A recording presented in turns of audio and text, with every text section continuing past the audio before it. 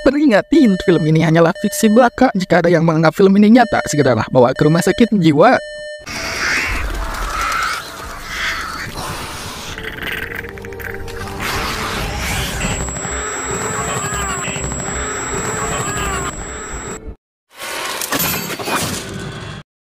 Film dimulai dengan seorang pria berusia 19 tahun yang kalau dari wajahnya sih terlihat dia sedang gundah gulana hilang arah dan tujuan. Dia adalah Hyun-soo. Terkiwil, nyaris saja nyawanya dicomot oleh malaikat maut. Untungnya, dia gede milik dan terskip dari kematian akibat sabetan pisau potong rumput dari si bapak satpam.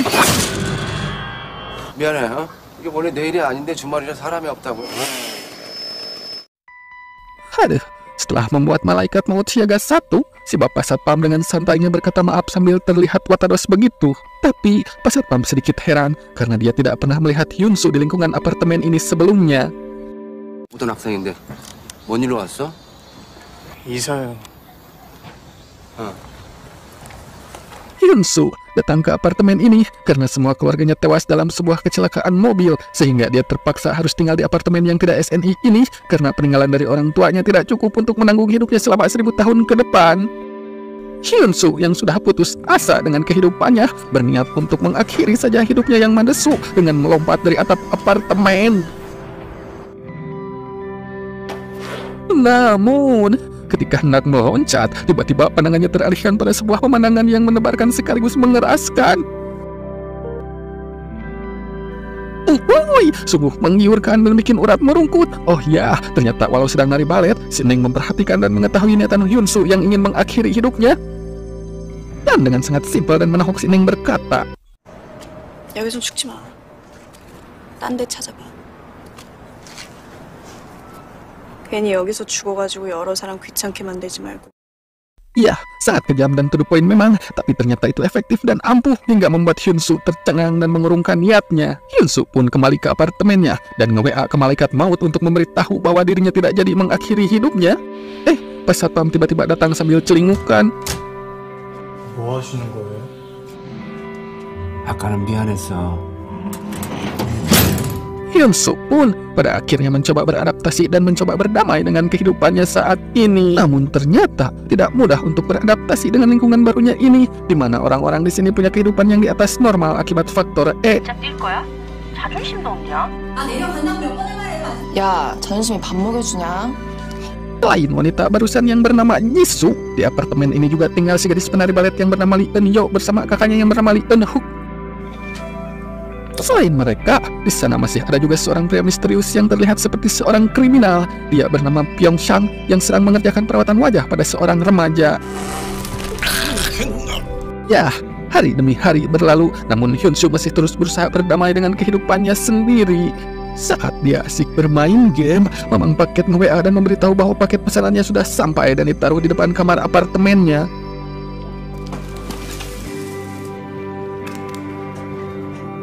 야이씨.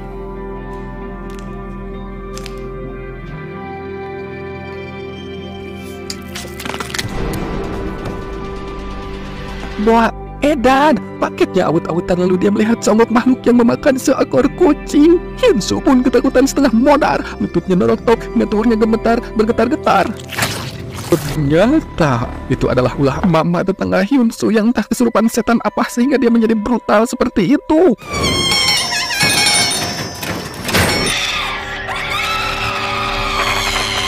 Emak yang kerasukan siluman biawak air tawar terus saja menggedor-gedor pintu hingga membuat Hyun-soo yang panik dan ketakutan setengah matang memberanikan diri untuk melawan dengan bermodalkan sebuah gagang sapu. Namun ternyata si teteh monster sudah pergi entah kemana, mungkin karena takut kecolok gagang sapu yang dibawa oleh Hyun-soo. Saat Hyun-soo masih panik, tiba-tiba Pyeong-sang muncul dengan begitu santuinya. 이상한 여자 못 보셨어요? Karena saking traumanya, Hyun-soo pun pingsan di hadapan Pyeong-sang yang masih saja santuy dengan wajah yang datar tanpa ekspresi begono.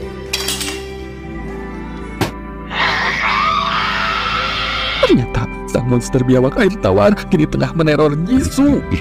Jisoo kaget bukan kepalang melihat wajah siluman biawak air tawar. Si monster terus saja mengetuk-ketuk pintu hingga gentop sambil berteriak, "Lapar, lapar!" Karena sudah tidak ada pilihan, Jisoo pun mengambil tongkat baseball. Tapi saat hendak dihantamkan, ternyata malah wajah korodok Pyeongsang yang ada di depan Jisoo. Pyeongsang menjelaskan pada Jisoo bahwa itu adalah efek dari sebuah virus misterius yang bisa merubah manusia menjadi seonggok monster. Keanehan di apartemen pun semakin brutal. Dimulai dari lift yang tiba-tiba error, lalu handphone semua orang hilang sinyal, ditambah lagi pintu keluar apartemen yang tiba-tiba dalam keadaan terkunci. 우리 딸 아직 안 들어왔는데. Ketika pintu berhasil dibuka, tiba-tiba seonggok monster jangkung muncul dari balik pintu. Tentu saja, semua orang pun terkejut dan ketakutan melihat seonggok monster yang menakutkan begitu botak. Dalam situasi kepanikan dan ketakutan yang mencekam, tiba-tiba muncullah Lee Eun-hyuk dengan gagah berani menyemprot si monster menggunakan apar. Hingga membuat mundur si monster karena perih matanya disemprotin apar. Lalu Eun-hyuk meminta seseorang untuk segera menutup gerbangnya ketika si monster mundur keluar apartemen. Tapi apar Eun-hyuk habis sebelum pintu berhasil tertutup. Sepertinya semua usahanya hanya akan menjadi sia-sia. Saat asa nyaris putus, tiba-tiba seseorang muncul menendang si monster keluar dan menyambungkan lagi asa yang sudah nyaris putus itu sehingga Eun-hyuk tidak jadi putus asa. Sang pahlawan yang muncul tiba-tiba itu adalah Seo Yi Keong yang hampir saja tewas kecolok si monster yang marah karena telah ditenang olehnya tadi. Eun-hyuk dan Yi Keong yang merasa sudah lewat dari situasi genting pun sejenak berleha-leha dan menghela nafas. Namun 대체 무슨 일이? 세상이 드디어 멸망이라도 하려나 보죠. ternyata situasi ini sangatlah buruk, di mana monster yang muncul nyatanya bukan hanya satu. Ya, seperti yang dikatakan oleh Eun-hyuk, mungkin dunia akan segera kiamat.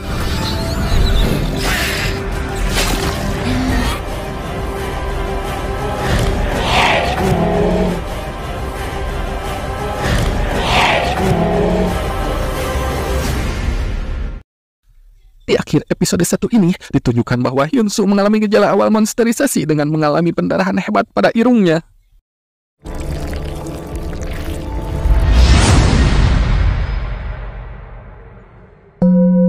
Film pun dimulai dengan Hyun-soo yang sedang pingsan di apartemen Jisoo. Lah, kok bisa? Ya bisa atuh. Begini nih kejadiannya. Jadi, saat di episode pertama, Hyun-soo yang apes sangat dikunjungi oleh seonggok wanita yang terkena virus misterius hingga menjadikan si wanita seonggok monster biawak air tawar.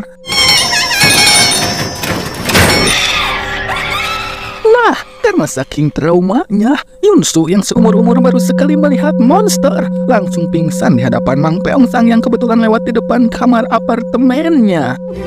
Karena kasihan, bisa dimangsa siluman biawak, Mang Pyeongsang pun membawa Hyun-soo ke apartemen Jisoo. Niatnya mah sekalian mau selamatin Jisoo, tapi ternyata si monster sudah keburu kabur. Jadi Pyeongsang punya ide cemerlang buat nitipin Hyun-soo ke Jisoo. Jadi Pyeongsang bisa memburu si monster lagi. Jadi itulah ceritanya. Nah, kita kembali ke episode 2. Hyun-soo yang sedang pingsan di samping Jisoo ternyata flashback pada kejadian sebelum dia menjadi penghuni apartemen yang tidak SNI ini. Dimana ternyata Hyun-soo adalah korban bully dari lingkungan sekolah yang buruk yang membuat dia trauma hingga akhirnya menjadi introvert yang mengurung diri di kamar dan menghabiskan waktu di dunia maya bersama Luna. Come on down. Kondisi ini diperparah dengan insiden kecelakaan mobil yang menewaskan seluruh anggota keluarganya. Hingga dia menjadi sebatang kara dan tanpa harta karena ortunya hanya mewariskan 30 juta won saja. Only 30 million won. How can I live? Nah, kita jadi tahu alasan Hyun-soo ingin bunuh diri dan latar belakang Hyun-soo bisa tinggal di apartemen ini. Iya, kurang vitamin D. It was fair. Nah, sekarang mari kita mulai masuk saja ke episode 2-nya, yang dimana Jisoo merasa khawatir dengan Hyun-soo yang masih belum siuman. Kekhawatiran Jisoo semakin bertambah ketika dia menyabak kening Hyun-soo. Why is he so cold? Atas kekhawatirannya itu, Jisoo pergi ke lantai bawah untuk mencari obat sekaligus mencari Pyeongsang untuk memberitahukan keadaan Hyun-soo. Namun, ketika Jisoo menuruni tangga darurat, tiba-tiba dia melihat seorang pria yang sedang meracau nggak jelas di pojokan tangga. Excuse me? That's how the world manager, hon. Ternyata sang pria sudah terinfeksi virus monsterisasi dan kini sedang proses mutasi menjadi seorang monster. Sang pria yang kini telah resmi menjadi monster ini mengamuk dan menyerang Jisoo sambil mengoceh tentang manajer Han yang entah siapakah itu. Tapi Jisoo berhasil melumpuhkan si monster dengan menghantamnya pakai tongkat baseball tepat ke raranya. Belekoknya ketika si pria pingsan, Jisoo malah nyamperin untuk memastikan kondisinya. Sungguh gawe sekali, Besti. Kenapa nggak kabur aja coba? Malah pakai dicek dulu segala. Ya jelas saja lah, ketika si Jisoo nyamperin monster, si monster pun langsung bangkit dan hendak menjadikan Jisoo sebagai cemilan pembuka makan malamnya. Untung saja ada si bapak kacamata yang segera menepas si monster sebelum dia mencaplok kepala Jisoo. Sungguh menegangkan sekali ya, Besti. Oke, baiklah. Mari kita linjitkan ciri tinya yang dimiliki si monster yang tadi sudah ditebas jidatnya oleh bang kacamata. Ternyata bangkit kembali dan kini telah berwujud sempurna sebagai monster katarak. Dan ternyata saat ini virus monsterisasi semakin meluas menjadi wabah hingga pemerintah pun menyebarkan pemberitahuan tentang bahaya dan antisipasi awal virus ini kepada masyarakat melalui berbagai media. Tentu saja, semua itu menjadikan orang-orang semakin panik, ketakutan, stres hingga calar sirah. Di sisi lain, Pyeongsang yang dari tadi dicariin Jisoo ternyata sedang membantai si monster biawak air tawar yang tadi tiba-tiba muncul dan menggigit punuknya. Pyeongsang yang kesal karena dibokong oleh si monster meluapkan amarahnya dengan haus dan sopan. Tapi sebelum itu, Pyeongsang tidak lupa melihat dulu nomor togel di jidat si monster. It's you. Entah nomor itu jitu atau tidak, yang jelas si monster kini telah modar mendapatkan jurus kuntau dari Pyeongsang.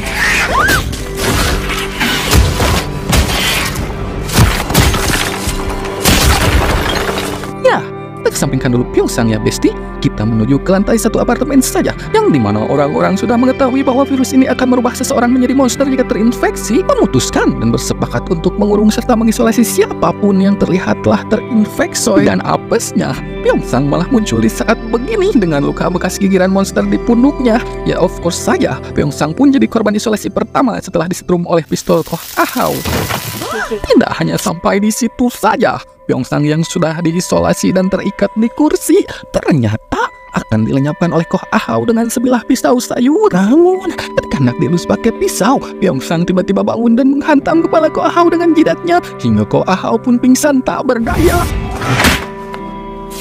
Di tempat lain, Hyun-soo yang menyadari bahwa dirinya sudah terinfeksi segera mencari informasi terkait virus berbahaya ini. Ternyata wabah ini bukanlah wabah sembarangan yang tidak akan bisa sembuh meski ke klinik Tongfang sekalipun. Dan jalan satu-satunya ketika terinfeksi hanyalah melakukan diskon umur sebelum berubah menjadi monster. Ketika Hyun-soo sedang serius-seriusnya, tiba-tiba kuota internetnya habis. Dan lebih amsyongnya lagi, tiba-tiba muncul sebujur monster yang batanya hilang di klinik Tongfang. Hyun-soo dengan sekuat tenaga berusaha menahan diri agar tidak mengeluarkan suara, karena meski si monster tidak memiliki mata, tapi dia mempunyai pendengaran ultra sensitif yang bisa mendengar suara sekecil apapun, bahkan suara kentut yang melepas sekalipun. Dan si monster dengan pendengaran ultra sensitifnya itu mendengar suara dari Eun-hyuk yang menggunakan radio untuk menyebarkan kode yang harus disebutkan jika saling bertemu agar mudah membedakan antara monster dan manusia. Sang monster pun pergi mencari Eun-hyuk berdasarkan sumber suara yang didengarnya, dan sekaligus itu menyelamatkan Hyun-soo untuk saat ini. Di tempat lain, Jisoo dan Jae-hon yang masih mencari Pyeongsang mendengar rintihan suara dari balik pintu sebuah kamar yang menyebutkan kode yang tadi disebarkan oleh Eun-hyuk. Dan ketika pintu dibuka, ternyata ada karung yang dimanusiain, manusia yang dikarungin. Dan ketika dibuka, ternyata dia adalah bocil yang tadi disekap oleh Pyeongsang. Tapi sepertinya ini bukanlah perampokan seperti yang dia bilang, karena walau terlihat jahat, tapi sepertinya Pyeongsang bukanlah seorang perampok. Apalagi si bocil ini terlihat semakin mencurigakan dengan sikapnya yang tidak ingin menemui Pyeongsang bersama Jisoo dan Jae-hon yang berencana ke lantai 1 untuk menemui yang lain. Find my own way to survive. I think it's better if you come with us. No. Sementara itu di lantai 1 apartemen, Eun-hyuk, Ji-kyung dan yang lainnya sedang bermusyawarah untuk mencari tempat berlindung yang lebih aman, yaitu di tempat penitipan anak karena lokasinya yang jauh dari pintu masuk utama. It's relatively safe because it's far from the entrance. It'll be better to sleep in there than out here. Di sisi lain, Hyun-soo yang sekarang sedang mempertimbangkan untuk melaksanakan diskon umur malah mendapatkan pemandangan memilukan yang bikin nuraninya terenyuh hingga membuatnya memutuskan untuk cancel acara diskon umurnya itu. I can die human being. Yang dimana Saat Hyun-soo sedang menguatkan niat dan tekad, tiba-tiba terdengar suara percakapan dari ayah dan anak yang berasal dari penghuni apartemen di bawah Hyun-soo, di mana sang ayah menunjukkan tanggung jawabnya sebagai seorang imam yang tidak akan membiarkan anaknya mati kelaparan, sehingga berupaya mencari makanan meski harus menuruni gedung menggunakan tricolor sekalipun. Disinilah hati Hyun-soo terketuk saat melihat si ayah terjun bebas setelah diserang seonggok monster mata hingga membuatnya jadi rempeyek di bawah sana. Jiwa Hyun-soo semakin terkoyak ketika melihat sang anak yang terus memanggil ayahnya telah jatuh itu. Dalam hatinya, Hyun-soo berpikir sejenak jika dia harus menolong anak-anak itu dari ancaman si monster mata. Walaupun dirinya harus mati pun, yaitu lebih baik daripada dia mati sia-sia karena membunuh diri. Si monster yang ditimpuk pakai tipi oleh Hyun-soo langsung ngamuk dan hendak mengontrol Hyun-soo. Namun, beruntungnya tiba-tiba saja si monster ditembak oleh tetangga Hyun-soo, sehingga si monster minta time out untuk pergi ke rumah sakit dulu mengobati lukanya, sehingga Hyun-soo pun selamat lagi bestie. Si bapak yang lebih berpengalaman memberitahu Hyun-soo bahwa monster ini tidak akan mati begitu saja.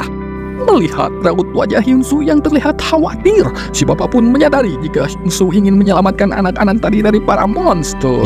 Singkat cerita, Hyun-soo pun menyambangi apartemen si bapak tadi untuk meminta petuah. How can I save the kids? Sambil menunjukkan keadaannya yang menggunakan kursi roda, si bapak yang bernama Han-sik ini meminta Hyun-soo yang pergi untuk menyelamatkan anak-anak tadi. Tetapi sebelum Hyun-soo pergi, Han-sik yang ternyata adalah mantan tentara pasukan khusus ini ingin melengkapi senjata ala kadarnya yang dibawa oleh Hyun-soo agar lebih mutakhir dan berguna. Karena lawannya adalah monster, jadi nggak akan ngaruh kalau cuma ditusuk doang mah. Maka dari itu, Han-sik menambahkan baterai listrik dalam senjata tombak pisau Hyun-soo. Kitchen knife can't do the job. Selain itu, Han-sik memberitahu Hyun-soo bahwa monster ini tidak akan mati sekalipun kepalanya terpisah dari badannya. Jadi, pilihan terbaik adalah jangan terciduk, dan jika terciduk, lebih baik pakai jurus langkah 500 kali 4 bagi 2 ya sama dengan 1000 lah. Hyun-soo pun memulai misi penyelamatannya dengan mengendap-endap seperti yang telah dipetuahkan Han-sik tadi. Di sisi lain, si monster tanpa mata itu juga sedang menuju tempat bersembunyi anak-anak itu. Nyata, Hyun-soo telah menyadari kehadiran si monster. Hyun-soo pun bersembunyi di dalam sebuah lift yang ternyata terpantau oleh Han Hyuk yang sedang mengawasi dari CCTV apartemen. Namun, tiba-tiba listrik padam dan membuat Han Hyuk kehilangan pantauan.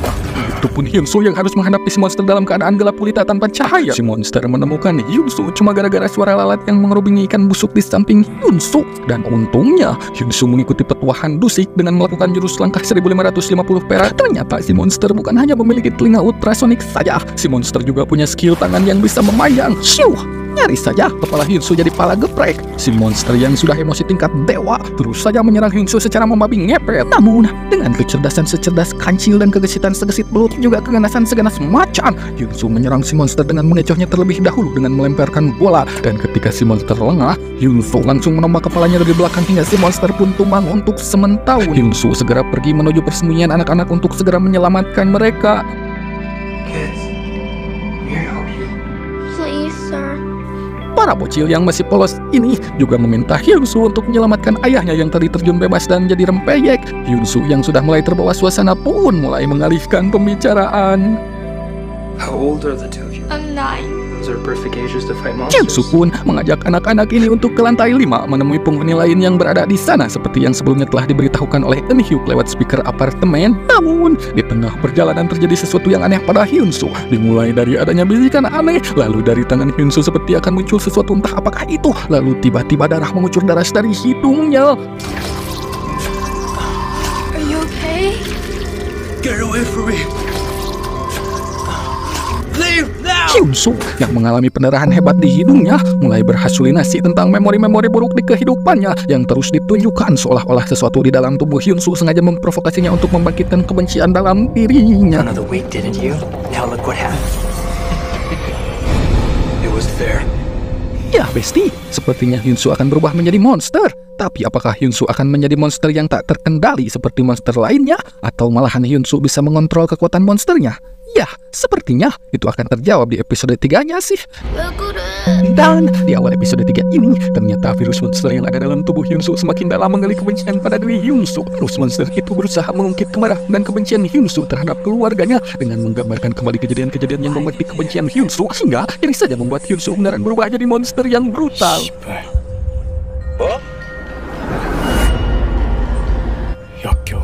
Dan ternyata hal itu terjadi karena saat ini Hyunsu sedang diserang oleh sebuah monster. Dan mungkin si monster yang ada dalam tubuh Hyunsu merasa ini adalah kesempatan emas untuk mengambil alih tubuh Hyunsu. Karena posisi Hyunsu yang saat ini telah terdesak oleh kemunculan sosok monster protein yang membuat emosinya pastinya tidak stabil. Sehingga si monster memunculkan gambaran-gambaran kebencian Hyunsu untuk memprovokasinya dengan harapan Hyunsu segera emosi hingga kehilangan kontrol dirinya dan membuat sifat jahat si monster pun bisa muncul.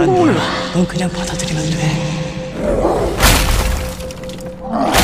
Ya, sebelum Hyunsu benar-benar hilang kesadaran dan kontrol atas dirinya, tiba-tiba Heon muncul dan langsung menebasi monster berotot dari belakang. Disusul dengan kemunculan Jisoo yang langsung menarik Hyunsu yang nyaris berubah menjadi monster.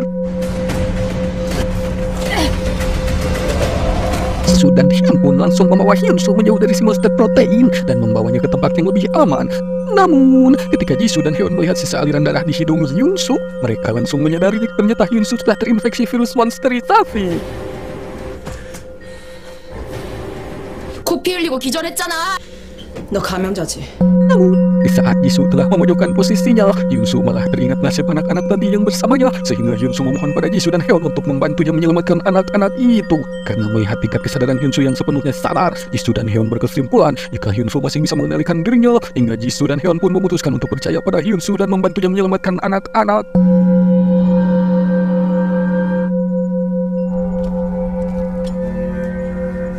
어서 가죠. Demi menyelamatkan anak-anak kecil yang malang itu, Jisoo dan Heon membulatkan tekad untuk mempercayai Hyunsu. Meski mereka tahu resikonya bahwa kapanpun Hyunsu bisa saja tiba-tiba berubah menjadi sebuah monster. 어서 가죠. Di sisi lain, kedua bocil yang hendak menuju apartemen Pak Han Nusik, seperti yang diperintahkan Hyunsu sebelum mereka terpisah, kedua anak ini malah bertemu dengan si monster katarak hingga membuat si adik kecil berkencing di celana karena saking takutnya. Tapi untungnya mereka sudah berbekal informasi dari Hyunsu bahwa jika bertemu monster ini, jangan sampai mengeluarkan suara sekecil apapun. 소리 내면 안 되고. Saat monster katarak pergi menjauh, para bocil ini mencoba pergi juga dengan mengendap-endap. Namun tiba-tiba malah muncul si monster protein dari bawah tanah. Namun belekoknya ketika si monster protein muncul malah diserang sama monster katarak yang mendekat langkah si monster protein yang dia kira adalah mangsanya. Si monster protein yang arogan dan emosian langsung saja menghajar balik si monster katarak yang belekok hingga mereka pun saling berubah hamah sesama monster. Sungguh monster yang tidak memegang teguh semangat persatuan ini. Sementara itu, Hyunsu yang mendengar suara pukulan monster protein langsung menuju TKP bersama Jisoo dan Heon karena mengira si monster protein sedang menghajar anak-anak itu. Yang padahal para bocil berhasil kabur dari si monster dan saat ini mereka sedang berada di lantai 15. Mereka tidak bisa pergi ke kamar Han Nusik karena jalannya terhalangi para monster yang sedang glow. Sehingga si kakak memutuskan untuk mencari tempat berlindung yang lain. Tapi tidak semudah itu Marisol, karena di lantai 15 sudah tidak ada penghuni karena mereka sudah berada di lantai 1 bersama Eun Hyuk dan yang lainnya. Tengah-tengah keputusasaannya, mereka semakin putus asa ketika tiba-tiba sang monster protein kembali muncul di hadapan mereka setelah membuat monster katarak menjadi perkedel banyak dengan otot-otot bahenolnya. Namun, si baik bersama mereka ketika si monster sudah semakin dekat, tiba-tiba muncul seorang ibu dengan membawa stroller bayi yang dengan kebetulan menjadi pengulur waktu bagi para bocil ini. Akan tetapi, ternyata ibu ini bukanlah ibu-ibu sembarangan. Itu terlihat jelas ketika Jisoo, Hyunsu, dan Heon datang menyelamatkan anak-anak. Si ibu ini sedang dihajar habis-habisan oleh si monster. Namun, ketika si monster hendak menyerang anak-anak, si ibu ini tiba-tiba bangkit dan mendaplok ke kepala si monster hingga membuat Jisoo bisa menghayar telur puyuh si monster dan membuat Hyunsu bisa kabur membawa anak-anak ini ke kamar Pak Han Nusik.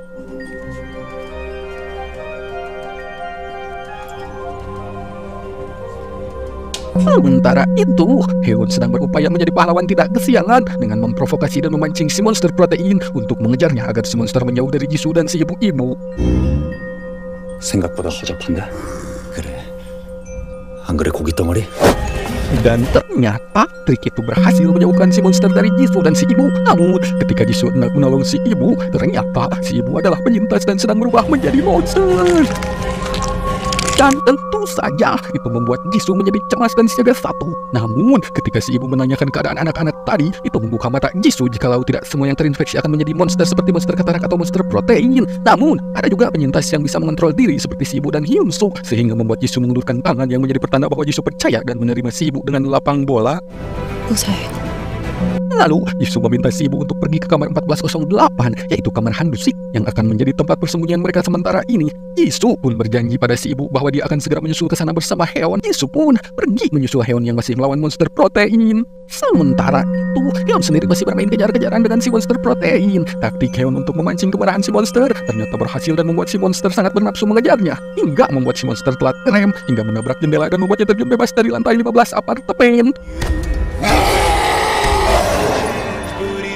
Dan Jisoo yang sedang mencari Haewon terkejut melihat kaca jendela apartemen yang vaporisat begitu, sehingga sempat menyangka jikalau Haewon sudah musnah oleh si monster. Tapi Haewon pun muncul dan membuat Jisoo kaget sekaligus bahagia.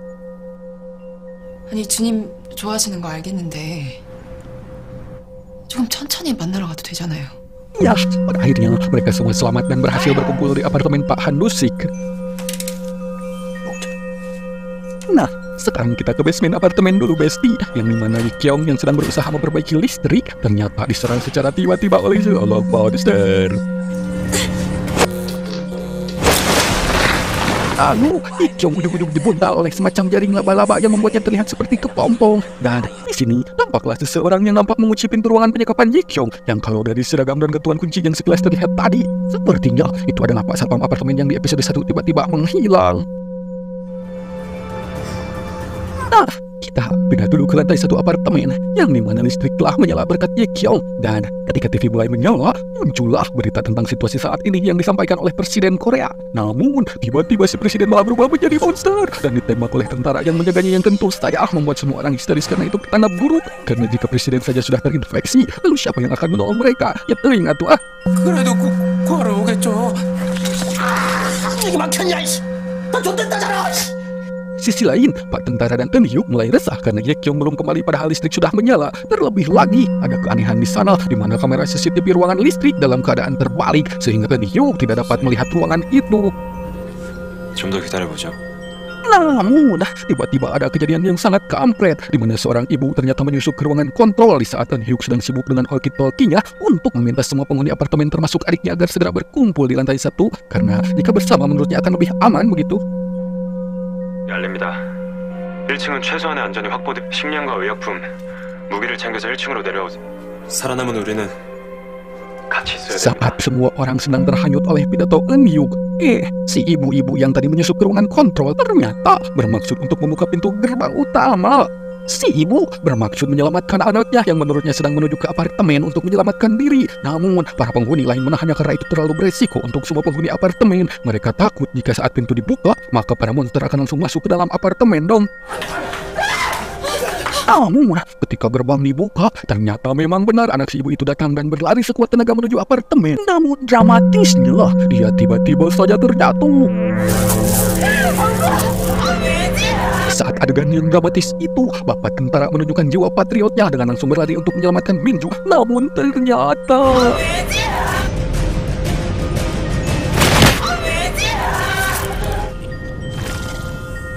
tiba-tiba muncul tangan sama monster yang mencolok hingga menembus badan mereka berdua sekaligus.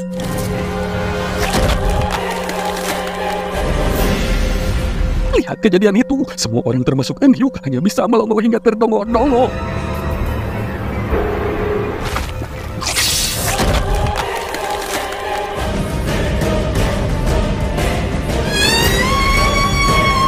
Dan itulah menjadi akhir dari episode 3. Sepertinya di episode keempat nanti akan muncul monster baru lagi. Dan mungkin juga Hyunsu dan orang-orang yang sudah terkontaminasi virus ini akan segera berubah menjadi monster brutal atau malah mereka bisa mengendalikan itu hingga menjadi kekuatan mereka. Mari kita tunggu saja, Besti. Akhir kata, saya Bio Pauline undur diri. Jangan lupa like dan subscribe ya, Besti. Kalau mau di-share juga boleh. Ya sudah, burung irian burung cendrawasih. Cukup sekian dan terima gaji.